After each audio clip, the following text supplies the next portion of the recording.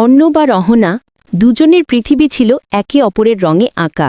তাদের ভালোবাসা ছিল প্রকৃতির মতোই সহজ, কিন্তু ভাগ্যদেবতা হয়তো অন্য কিছু লিখে রেখেছিলেন। অর্ণব ছিল মধ্যবিত্ত পরিবারের ছেলে, আর অহনা উচ্চবিত্ত পরিবারের একমাত্র মেয়ে। তাদের প্রথম আলাপ হয়েছিল এক বইমেলায়। সাহিত্যের প্রতি টান থেকেই তাদের মধ্যে জন্ম নেয় এক গভীর সখ্যতা, যা দ্রুত প্রেমে পরিণত হয়। তাদের সম্পর্ক ছিল দুটি ভিন্ন জগতের মিলনের মতো। অহনার বাবা এই সম্পর্ক মেনে নিতে পারেননি। অর্ণবের সীমিত আয় আর সামাজিক অবস্থানের কারণে তিনি অহনাকে কঠোরভাবে বারণ করেন অর্ণবের সঙ্গে মিশতে। একদিন অহনার বাবা অহনাকে বিদেশ পাঠিয়ে দেওয়ার ব্যবস্থা করলেন, যেখানে তার বিয়ে ঠিক করে রাখা হয়েছিল। অহনা অনেক কেঁদেছিল, অনুনয় করেছিল, কিন্তু তার বাবার সিদ্ধান্তের কাছে সে ছিল অসহায়। অর্ণবকেও সে কিছুই জানাতে পারেনি, কারণ তার ফোন কেড়ে নেওয়া হয়েছিল।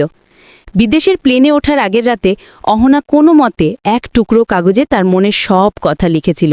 সে লিখেছিল, অর্ণব, জানি না তুমি এটা কোনোদিন পড়বে কি না। আমার পৃথিবীটা আজ হঠাৎ করেই ভেঙে গেল। আমি তোমার কাছে যেতে চেয়েছিলাম, কিন্তু বাবা আমাকে আটকে দিলেন। তিনি আমাকে জোর করে বিদেশে পাঠিয়ে দিচ্ছেন। ওখানে আমার জন্য অন্য জীবন অপেক্ষা করছে। তুমি আমাকে ভুল বুঝো না। আমার ভালোবাসা মিথ্যে ছিল না। আমার প্রতিটি নিঃশ্বাসে তুমি ছিলে আর থাকবে। হয়তো এটাই আমাদের নিয়তি। তোমার ভালো থাকার জন্য, তোমার কোনো ক্ষতি যেন না হয়, সেই ভয়ে আমি কোনো প্রতিবাদ করতে পারিনি। আমার শেষ অনুরোধ, তুমি ভালো থেকো। আমাকে ভুলে যেও। তোমার জীবনে নতুন করে সব শুরু করো।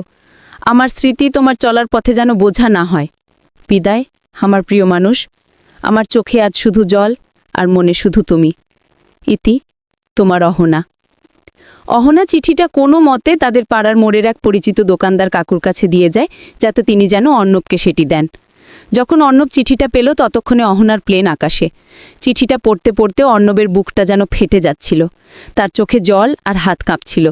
সে চিৎকার করেও কাউকে বলতে পারছিল না তার কষ্ট। ভালোবাসার এমন করুণ পরিণতি তাকে যেন পাথর করে দিয়েছিল। তারপর কেটে গেছে বহু বছর। অর্ণব আজও বিয়ে করেনি। সে তার ভালোবাসার স্মৃতি আঁকড়ে ধরে রেখেছে নিঃশব্দে।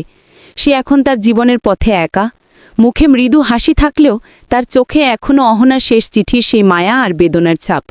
প্রতি রাতে সেই চিঠিটা সে একবার পড়ে, আর তার ভেজা বালিশের কোণে ঝরে পড়ে 2 ফোঁটা অশ্রু, যা তাদের অসমাপ্ত প্রেমের নীরব সাক্ষী।